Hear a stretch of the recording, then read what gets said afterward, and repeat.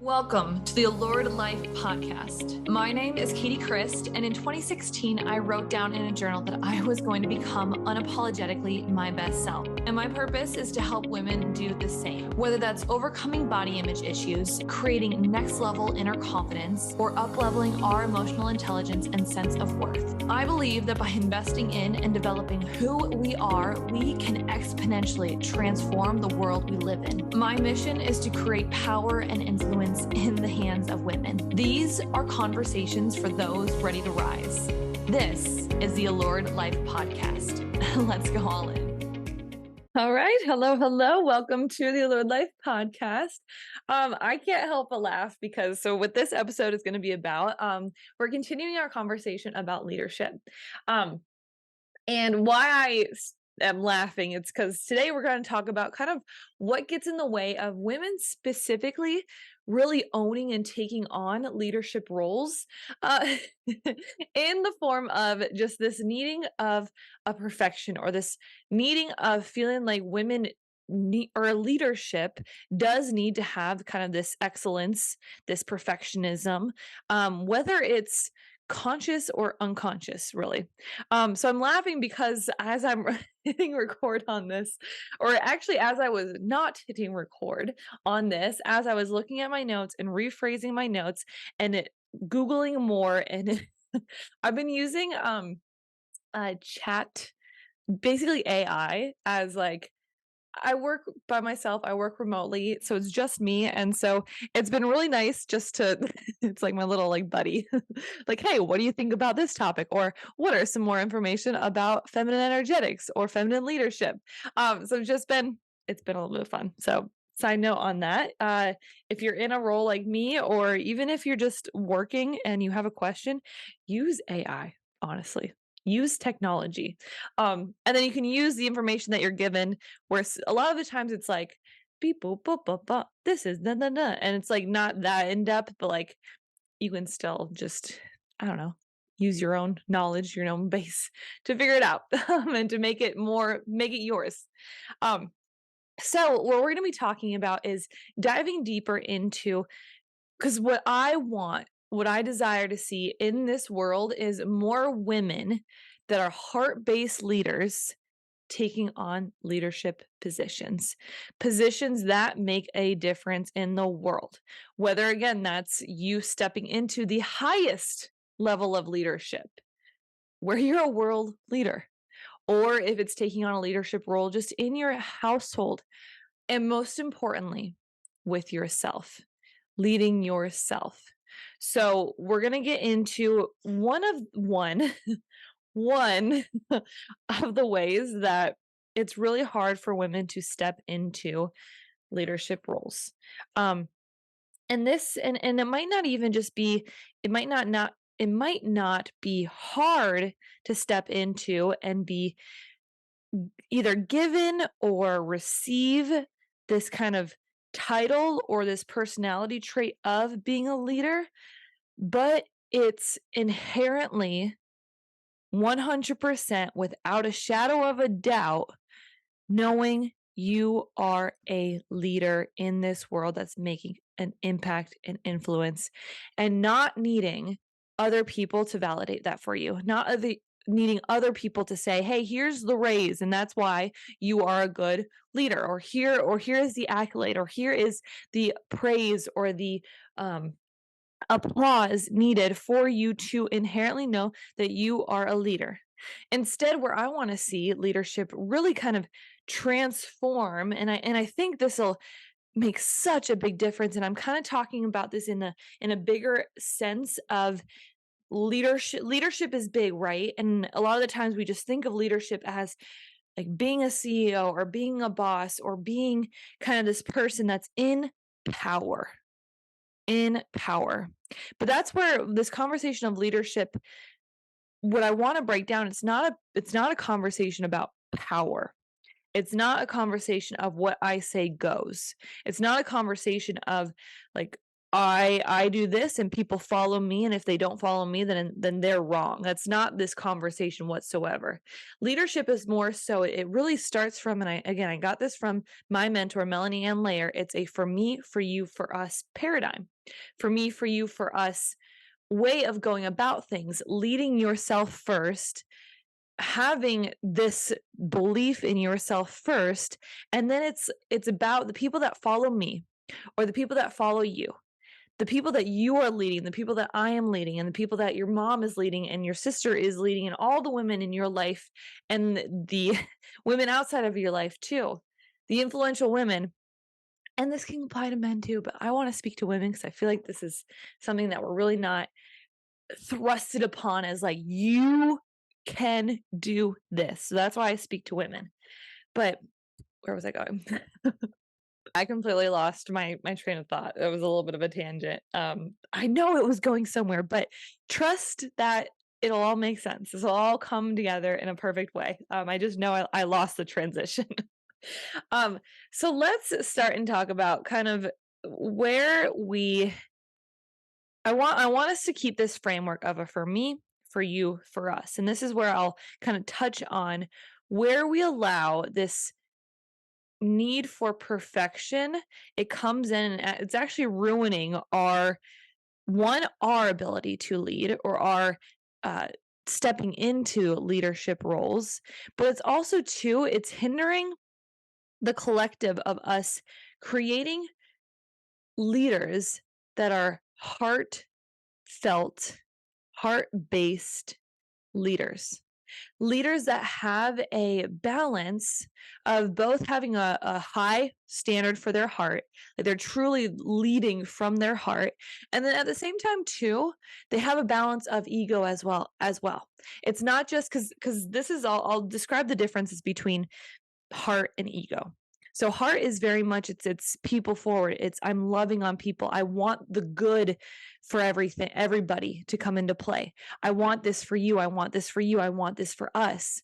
Like very much just leading with your heart, loving on individuals. So that's kind of self-explanatory, right? Heart-based is you love people. And you love yourself too, heart-based. And then the ego is also too of just kind of having a little side of you that's like, okay, I deserve this. This is something that I claim and I want and I desire. So it's kind of when you look at it, it's kind of the same same thing, right? It's a lot of it's a love, a heart is a lot of a love for you. And sometimes the ego seems like it's a love for just me. And so we have this, we want to balance it, right? We want to be individuals, we want to be leaders that have a balanced heart based leadership and also this ego side to them as well too, because sometimes when we have a mixed balance, this is where you'll see the difference very very clearly. If you are more heart based leader and your ego is real low, this is when you're looking for validation. You don't have kind of this standard of or this love for yourself of just like I got me. Your ego is very very low, and so you need people to kind of boost you up, say hey, you're doing a good job, because you don't know how to do that for yourself. So your ego is low, and when your heart is really high, really big, this is when the people pleasing tendencies tend to come out for women. Again, I know this applies to men, but I'm gonna just keep it real and straight.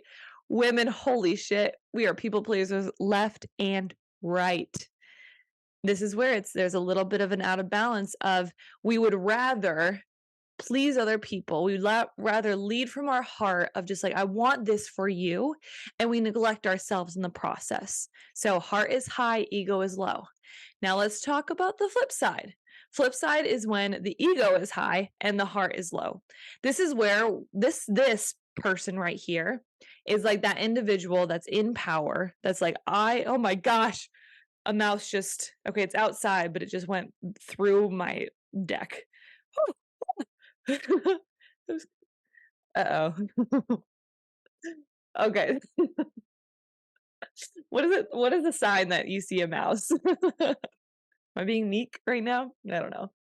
Um, so when you're ego is high and your heart is low. This is like the typical, like, I don't know, whenever you see somebody in power that's like the evil villain in the movie.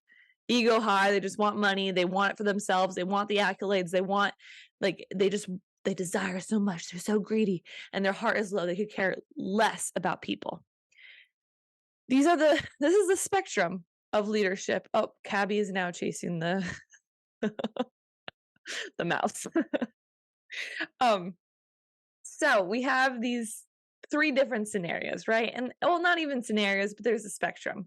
There's the high end, high ego end, low ego end, high heart end, low heart end. And what we want to find in ourselves and in our own personal development and growth is how to balance the two. So we have equal parts heart and equal parts ego. And as we're building ourselves as influential people, as leaders, we want to build our capacity to raise our heart, so really allow ourselves to love more, lead more, be more vulnerable with people that we're leading. And at the same time too, not neglect our ego as well. Raise our ego just as much, raise our self-importance so we don't lose ourselves in this process. So it's a great dance that sometimes when we and this is it's hard to step into because of this wound that a lot of us as women carry. And so this is one of the things that gets in our way of claiming our leadership right as women is called, and I learned this through my training, it's the motherhood wound. So the motherhood wound, and this is something again, I was like, I'm not perfect at this. Like, and it almost stopped me from pressing record, but we're just gonna go with this and we're gonna dive deeper. If you have questions about this, send me a direct message on Instagram or Facebook. Ask your questions. I'd be happy, happy, happy to respond. Because this is something that it took me a little bit to really sit with and dive into and ask myself, okay, where does this come up for me? This motherhood wound, this motherhood wound, this motherhood wound. And even I was like talking to my mom kind of a little about it, and she was like, a motherhood wound? Like, what? What wound did I cause you? And there's it was a fun conversation when we dove into it. She was like, okay, I see it, but I'm also perfect, Katie. So I don't know what you're talking about. Um, if you know my mom, she's funny. Um, so what is the motherhood wound? Motherhood wound, I'll dive into this a little deep-ish. But the basis of it is just our idea of being in an authority position. There is a level of perfectionism attached to being an authority, a good authority, someone that's like, hey, you actually deserve to lead. There's a level of a perfectionism that we I would say a lot of the times unconsciously attached to leaders. So let's not or like let's massage this one out. So where does this inherently start? It starts in our childhood. um like everything, right? And again, this is a little bit more, it's generic. Everybody's situation is very subjective, and there's nuances to it, right? So take this with a grain of salt and just kind of whatever lands for you, take it. Whatever is like your body says like no, no, no, no, no, leave it. That's okay. Totally okay. That's how I coach. If it lands for you, perfect. If it doesn't, that's okay. We learn through validation and through contradiction. So we learn through if we hear something, we're like, yeah, no, I really agree with that. I'm validated by that. We learn. And if you're like, no, no, no, no, no, I don't like, there's contrast. And so you also learn a little bit as well too. So I always preface this with any of my podcasts or teachings or master classes or coaching sessions. My desire is that we level up whichever way that looks, either through validation or through contrast. And also know too, I want to make the caveat of I know that not all people listening to and individuals listening to this may resonate with having a mother, quote unquote, figure. I want to use mother as just the role in your childhood of the nurturer, the person that created security and safety and comfort in you. So whether that actually is what a quote unquote mother is titled to look like, or if that was another individual in your life as well. And also too, I want, if you were raised in a household where that wasn't present whatsoever, there was a lack of kind of a nurturing figure in your life. I want to acknowledge that and also still listen to this because I do think there's so much nuggets in here that we can really just look at how we're going about our leadership abilities, and our leadership with ourselves and also with other individuals. And also too, learning this information, it was a little bit, at first it started off less about being introspective and seeing how this applied to my specific scenarios and my specific kind of childhood and my personality. I felt, or not personality, the way that I did things. It was easier for me to start off with seeing how other people started to showcase these traits, this personality, this almost triggered or trauma induced behavior. So again, I listened this, some of this stuff may not land for your life right now, because sometimes it's a little bit harder to be a little bit more introspective on our life and us. And we're like, it's not me, it's them. It's a them problem. So it's easier to look at other individuals and start to see it in them where they might be walking from this wound or walking from this trigger, which is totally perfect because this will just help you deepen your understanding of what the motherhood wound looks like. And then when you are ready to dive into it for you, you'll have so many more different examples of it. So the motherhood wound. So it comes from when we were children. We had, again, this mother figure for us, or again, whoever was the nurturing role in our life. And from a very, very, very young age, we saw this mother figure of ours. We idolized her or them. I'm going to use her, for the role that I'm giving her. So it's going to be a her. Change it if it needs to be. So we idolized her, and we saw this level of perfection around her. And this is a natural form of parent and child relationship. And it honestly served as a really important developmental function for the child, because the children then kind of learn to rely on their parents, again, particularly their mothers, for care, comfort, and security. And this idealizing their mother, or this viewing their mother as a certain level of perfectionism, it really did help the child feel safe and feel loved. And again, having that care and comfort and security. So, again, this is normal, completely normal for very, very, very young children to see their mothers as perfect or to really idolize them. Because again, it was almost a bonding factor, or a developmental factor where it's like this perfect person is making me so safe, so comfortable, so secure, as I am so reliant on them as a little baby. Um, so again, there's a real attachment of feeling safety and feeling a sense of love from seeing their mom as perfect, as idolizing them. And then life happens. And there comes a moment when children realize that their mother isn't perfect.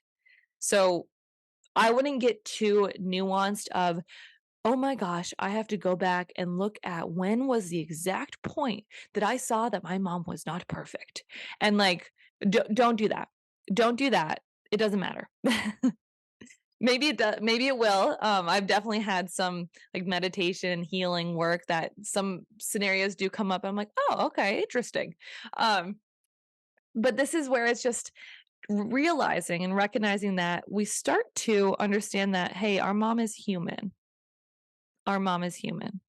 But at the time, it feels we don't understand what's happening.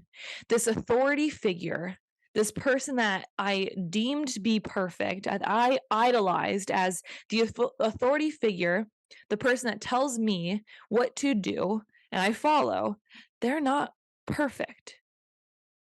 And so then we have this kind of struggle of what leadership and authority looks like because we're like, wait a minute, wait. So when this starts to happen, when this illusion of perfection is like almost destroyed for us, two things tend to happen. The first thing is that there is a level of rebelliousness towards the authority of, well, wait, you're not so perfect, so why do I need to follow you? We start to question the authority. And the second thing is, remember when I talked about how the reason why children idolize or find perfection in the mother is because it did give them the sense of safety and security and comfort.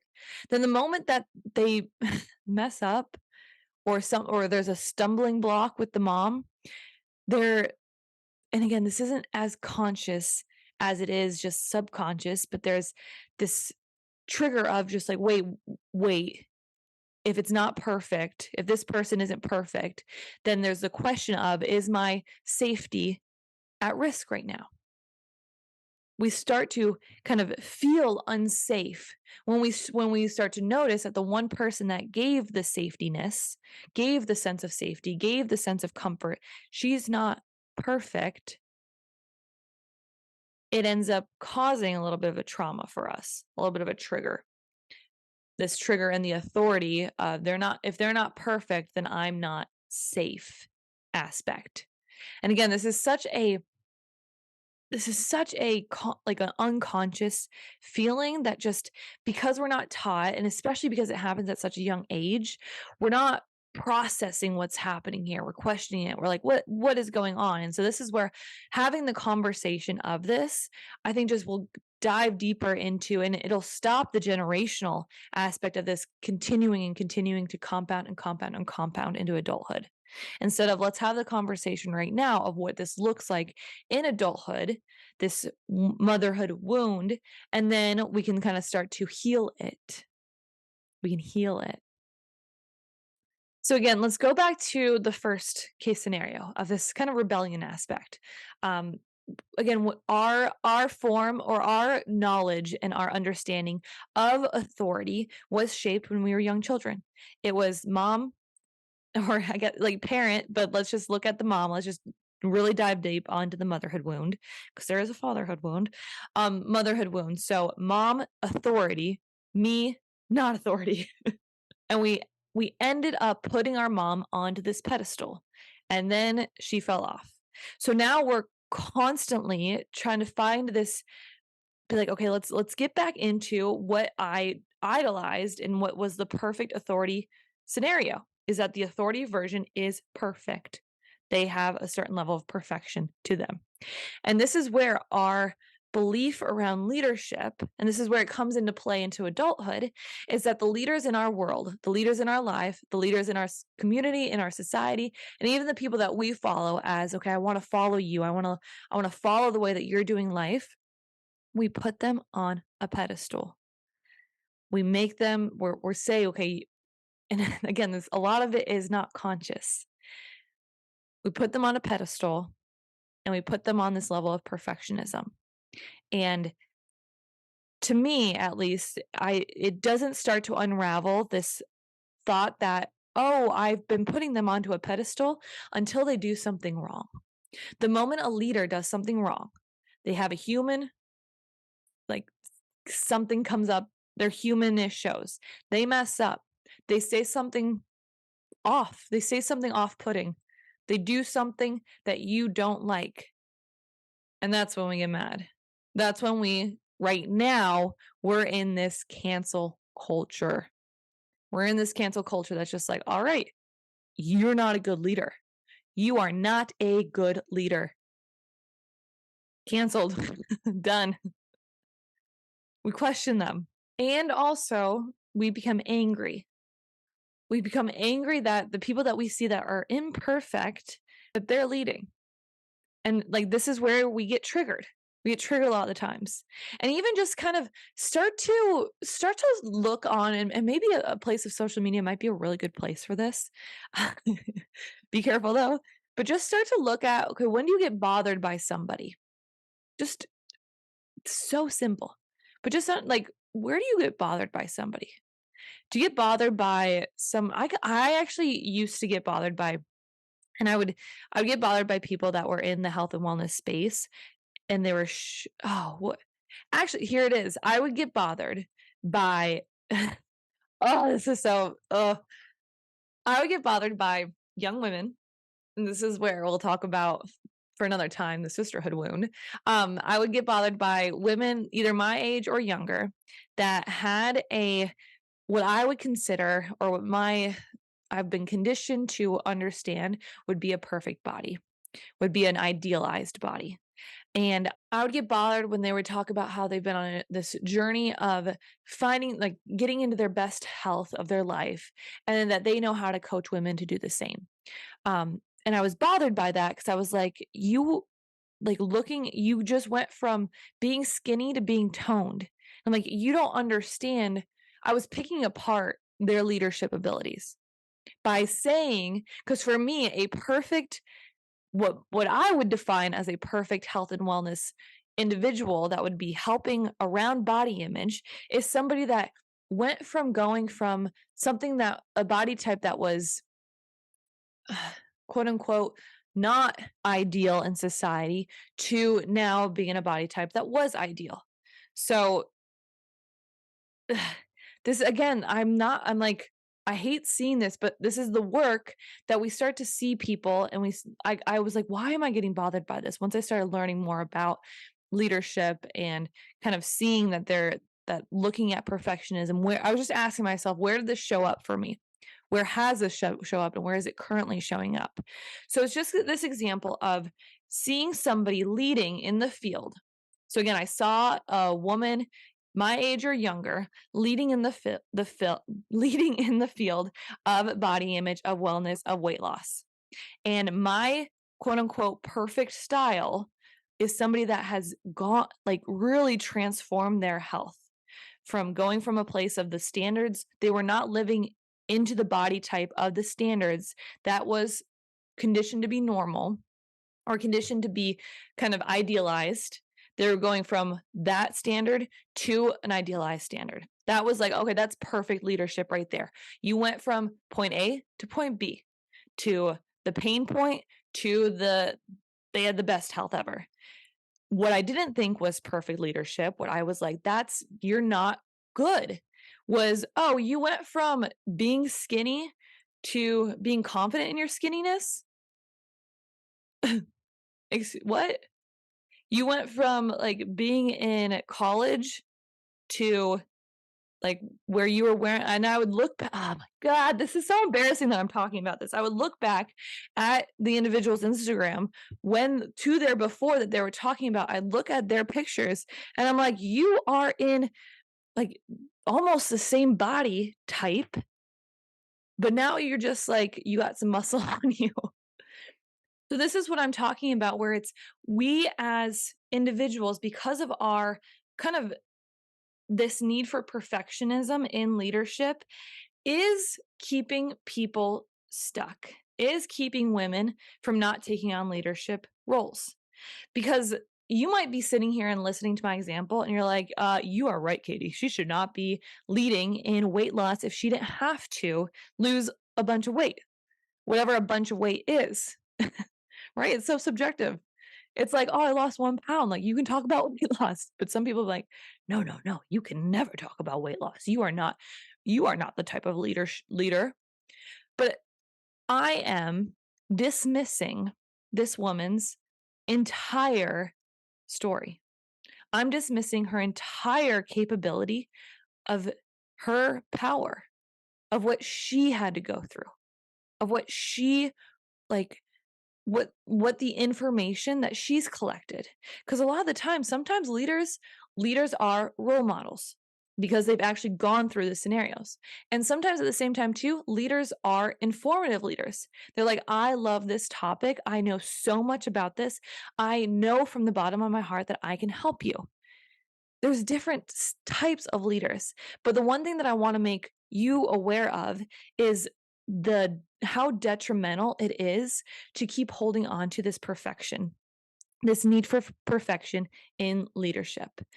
And again, I want to go back into the for me, for you, for us. So let's go. I'm going to go backwards. I'm going to start with the for us. So the for us is the collective. It's like everybody in the world. So this wound, this need for people in leadership position to be perfect, this right here is the reason why cancel culture is happening. The moment someone says something wrong, canceled, done. One example, and I popped up because my my mouse right now is actually covering her book right now in the background. If you're on YouTube, I have my bookcases in the background, and I'm doing this through Zoom, so I can see where my mouse is at on my screen. Right now, it's covering up Rachel Hollis's "Girl Stop Apologizing" book. So Rachel made in 2021, 20 or 2021, 2021 maybe. She made a social media post where she talked about how um, I, I won't get into it. Um, if you want to Google it.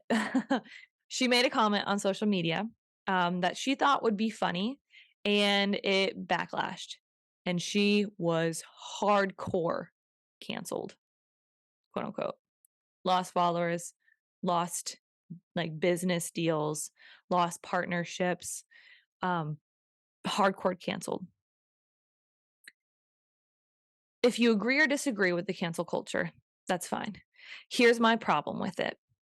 The cancel culture is leading to women, not even women, heart. Remember when I talked about heartfelt, equal part heart, equal part ego?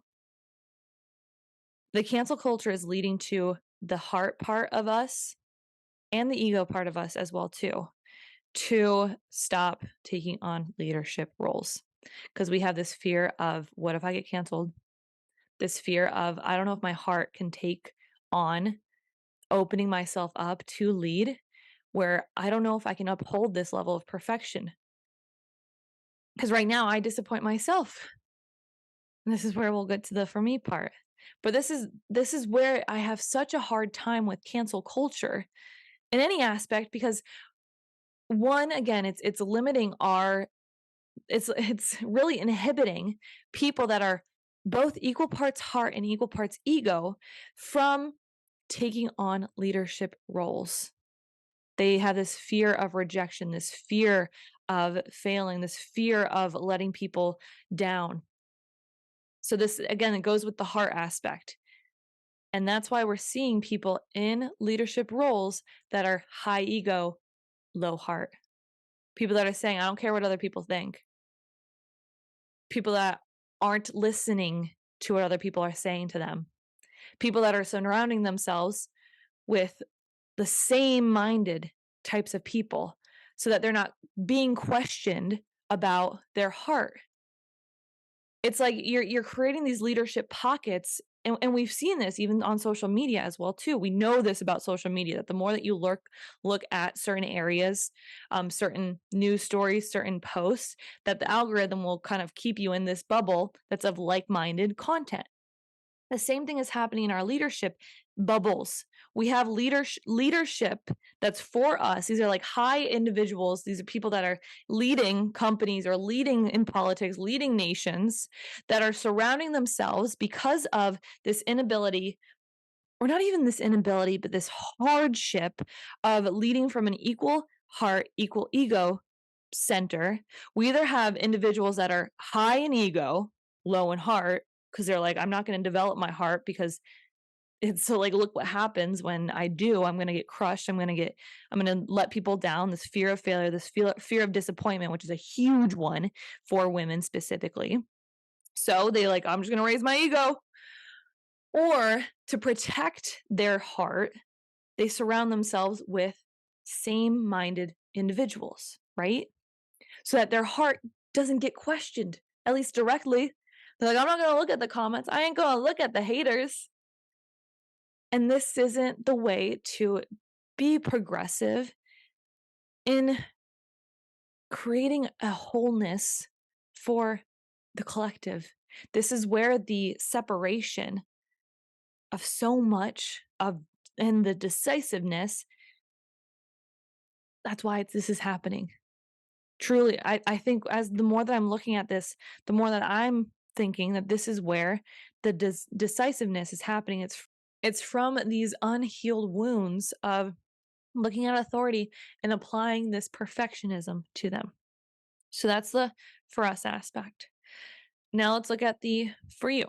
So again, the for you is usually it's if you're not familiar with this phrase for me, for you, for us, it's just looking at how we lead ourselves and looking at it's how you lead you, so me. So when I use me when you're in your little voice in your little head. For me is for you. I know it's confusing.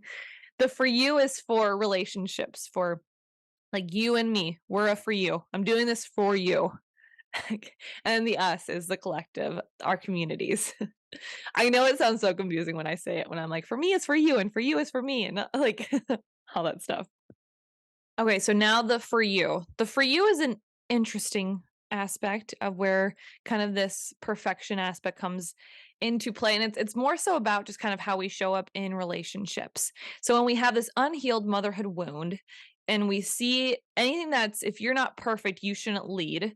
And if we are in relationships with people and we tend to see them not as perfect, this is when our relationship with them turns into mothering relationships. Mothering relationships. So mothering relationship is a very much just like I'm going to like you're not perfect, so you're not going to be the authority. I guess I have to be the authority. And this is when we mother the crap out of our husbands. We mother the crap out of our moms.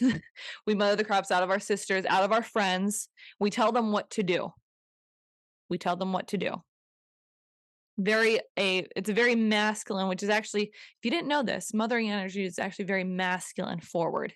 A lot of the times when I'm talking to women about feminine and masculine energetics and I talk about the mothering energy, like they're like, oh, it's feminine because it's a mom and moms are women and they're feminine. It's like no, actually mothering is like masculine.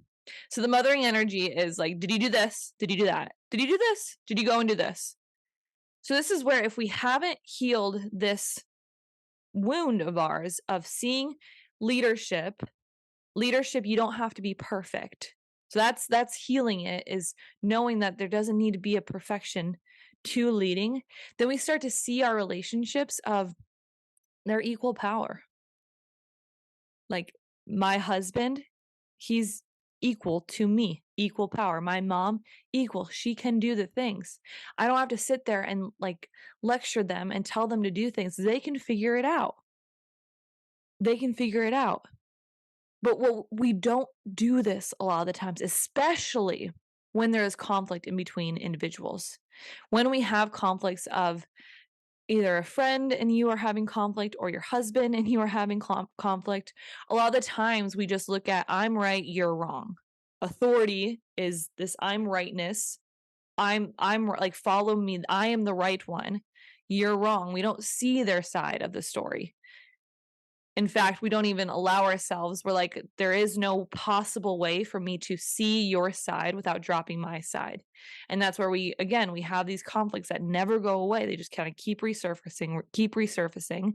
And there is a way to communicate this in an effective way that actually allows for like changing in behaviors versus just like getting people's heels in the ground. They're never going to change. But again, can you see how holding on to this leadership style of needing to have perfection, this desiring for perfection, when you see the people that are close to you and you see them mess up or you see them not perfect, you could then have a tendency to mother them. And then what kind of relationship does that build? Does this create a relationship where you feel supported by them and loved on by them?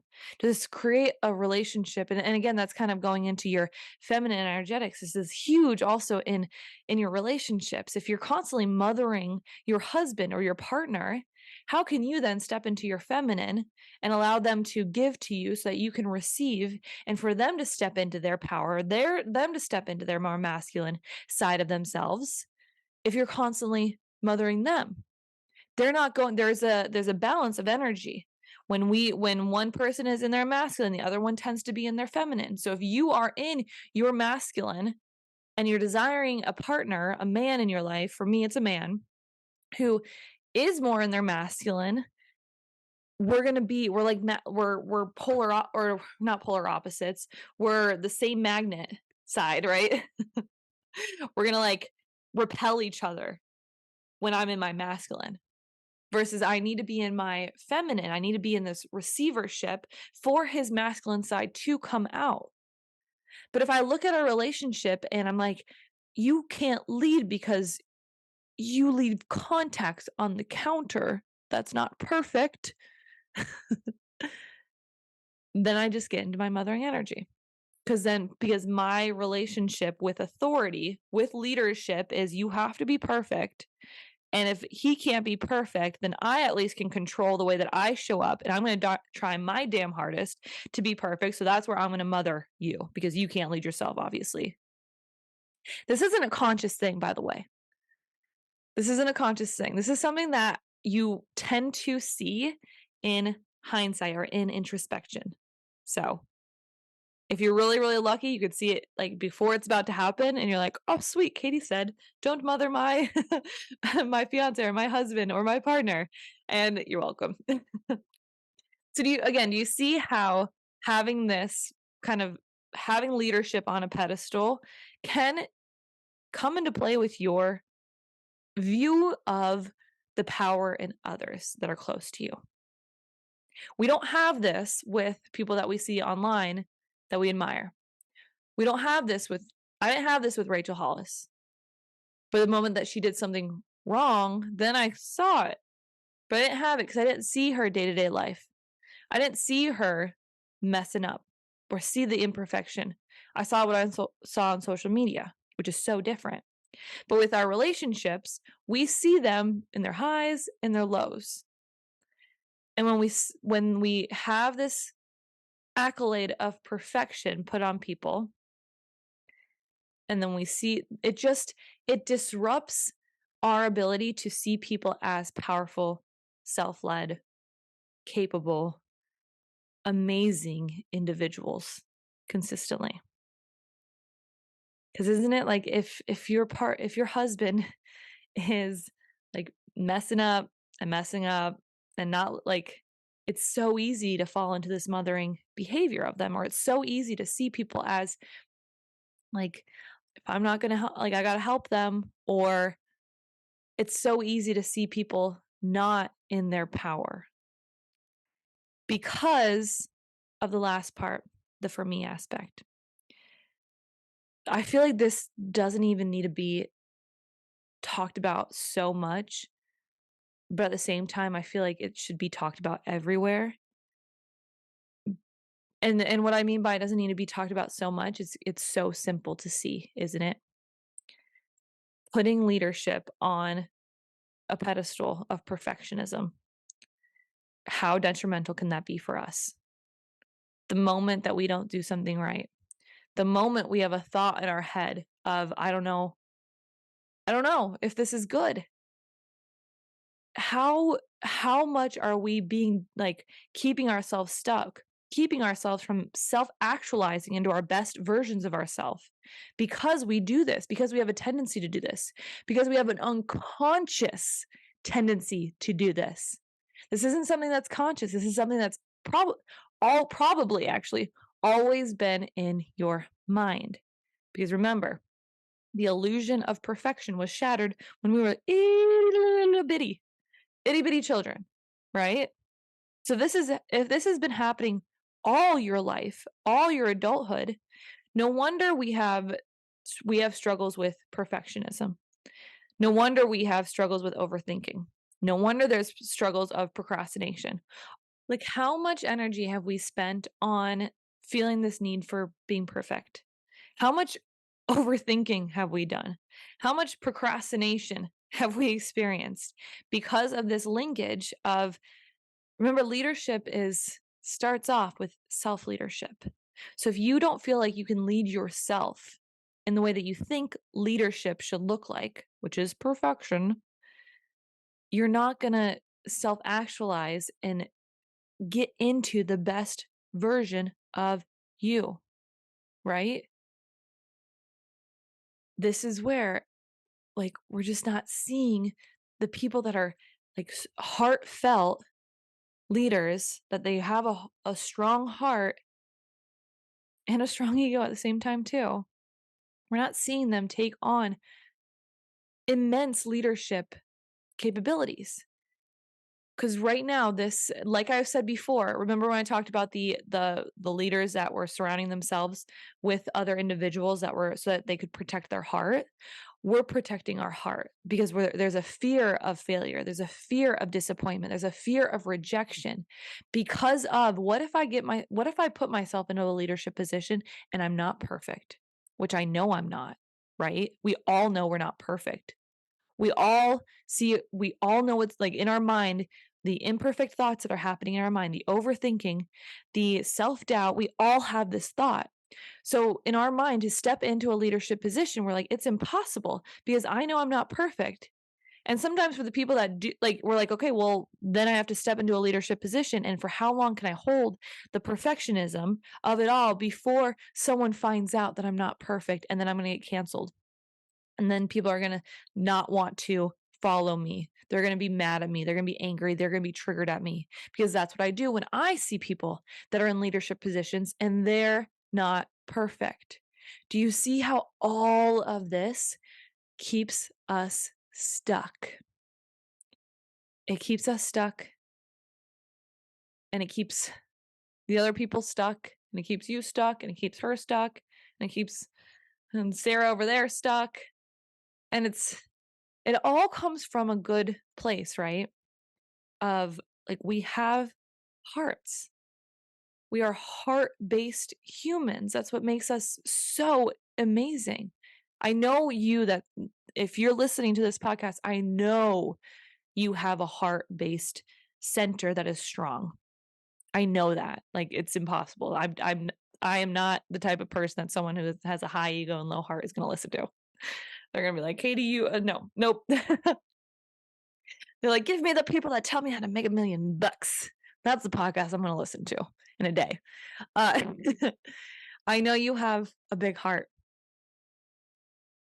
And this is where we're just protecting ourselves from not taking on leadership positions or even taking a stance of being brave, because that takes a leadership capability to do something big for ourselves, to do something brave for ourselves, whether that's to lose weight, whether that's to ask for like the career or go for the career, or whether that's to be in a relationship, to go out and put ourselves out there. That leading ourselves, this leadership, that all goes into, there's like everything.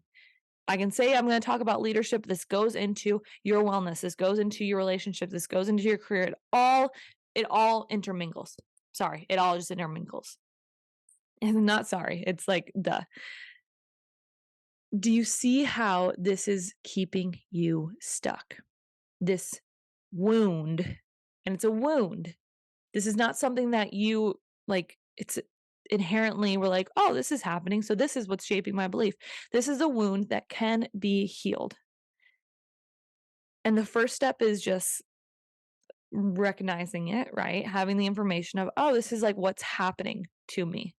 Recognizing where do you find fault in leaders? Where do you find fault in yourself? Because this is where like leading yourself, leadership is everything. That's how we get us to do things. So if you're not doing the things that you want to be doing, there's a level of leadership that you have to start to cultivate for yourself to take the steps to make movements. And if you're not making the movements, this might be one of the reasons why your heart might be so big, which is beautiful, and that's the leadership that we need. But the fear of failure, the fear of rejection, the fear of disappointment is keeping you from not taking the movement forward. And we don't have time for that. So the first step is understanding this and seeing it in other individuals as well, too. Because a big aspect in feminine-based leadership is this idea of empathy and this thought process, not even this thought process, but being able to actually understand, okay, this is what is going on with some individuals. You start to notice and start to see different patterns that might pop up. So then when somebody before this, maybe a situation popped up with someone was like not listening to another person or putting up some walls, something was going on. You're like, they're a bad person. I don't like them. Now you can actually start to see, oh, shoot, they have a motherhood wound that they haven't healed yet. And then there's empathy and compassion for that person. And that's how we start to heal our relationships with other people because we start to see them as they're not less than us because they're still struggling with this. I can heal this and so can they. I have faith that they, at the time that is perfect for them, they will heal it. But all I can focus on is me. That's radical self responsibility right there. Is to see other people that are struggling with this as well and not to shame, blame, or fault them. It's a big thing that I say all the time.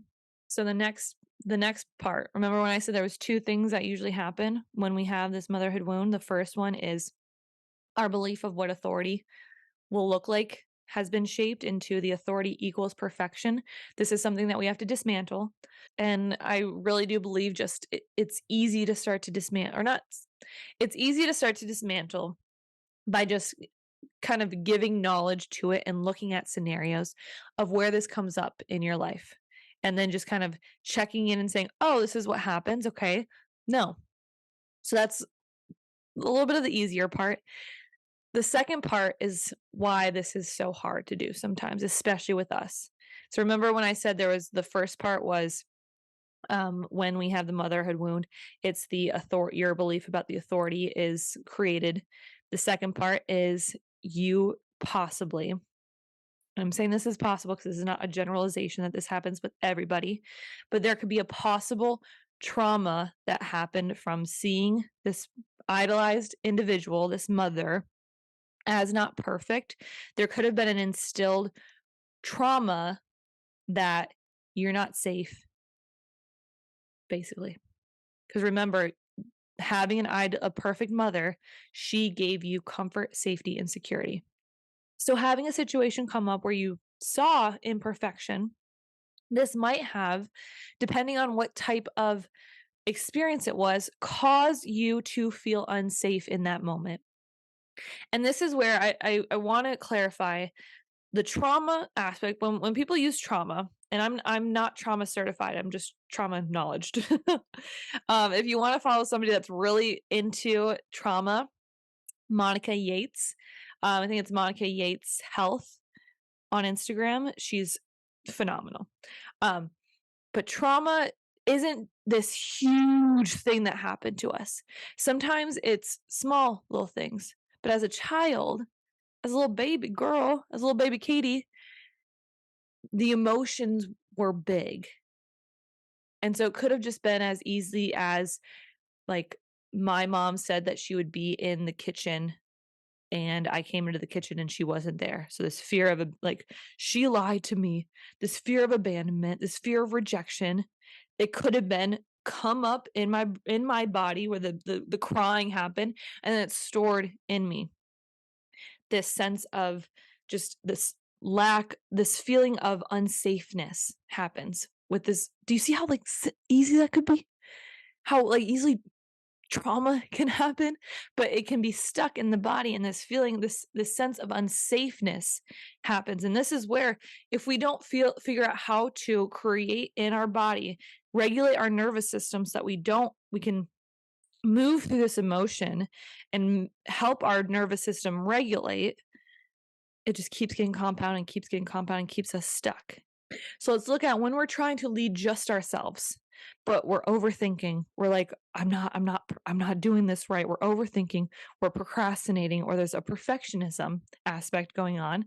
So much of that comes down to we're trying to avoid this feeling of unsafeness.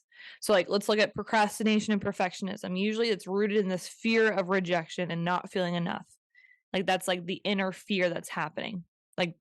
Why else would we want perfection? We're not leading ourselves, we're not leading other people because we don't want to be rejected if we do it the wrong way, or we don't want to feel like we're not enough, so we don't follow through, we procrastinate, or we're constantly trying to perfect ourselves. We don't make movements, we don't lead ourselves because of these fears. Or the overthinking aspect, constantly overthinking, chronic overthinking. This is rooted down into this need to almost preempt danger and protect ourselves from it. So how many times have you started a project and you're like overthinking, overthinking, overthinking, overthinking, overthinking, overthinking, and you're like burnt out from all the overthinking because you're like, I don't want to mess this up. I don't want to disappoint anybody that I'm like creating this program for, or I am doing this for my job. I don't want to, like, what if I get fired? Something like that. We're chronically overthinking so that we think of all the scenarios that could cause failure or lead us to embarrassment or lead us to this quote unquote danger that we perceive. This is where it all gets rooted back into how do we regulate our bodies so that we feel safe. So that when we start to go into these perfectionism standards, this procrastination or this overthinking, can we just regulate our body so that we feel safe? This is where I just posted today, as of today. So today is Friday, October 27th. So I posted this reel about what it looks like to have a like kick-ass weekend, basically. And the biggest takeaway that I had was just this focus of focus on activities that give you fulfillment versus just getting the results. Getting the results of like, I got this done, I got this done, I got this done. So much of us like put wellness, put meditation, put going on a walk, put exercising as a results list on our to-do list versus focusing on like being fulfilled from those activities, actually getting the benefits from that. That's where mindfulness, wellness, I feel like people just dismiss them. It's so easy to dismiss because we're like, it doesn't really do much because you're just going on a walk to like check it off, went on a walk. Versus actually eliciting the emotion of I am fulfilled from this. And that is when we regulate. There's like a level of gratitude with fulfillment, and gratitude helps regulate and really ground our nervous system. So I don't even know how long this conversation went. I know it's long because I keep coughing. So that's all I have for you guys on this conversation. If this was helpful for you, I would be so grateful if you could share this with a friend or share this on social media. Get the word out. This is really, I want people to start stepping into their full capacity to lead, not just others, but lead themselves. And I know this world needs heart-based and at the same time, ego-based as well too. Equal heart, equal ego based leaders that we're not seeing. So I love you, and I hope some moment this week takes your breath away. Mwah. Hey there. Thank you so much for listening. My goal is to help as many women listening, and if this episode supported you in any way, the very best way to show your appreciation is by simply screenshotting this episode and sharing on your social media or with your friends. Or even better, drop a review on whatever platform you are listening on. Don't forget, if you are looking for any additional support, you can always reach me on Instagram at Katie Christ. See you back here next week.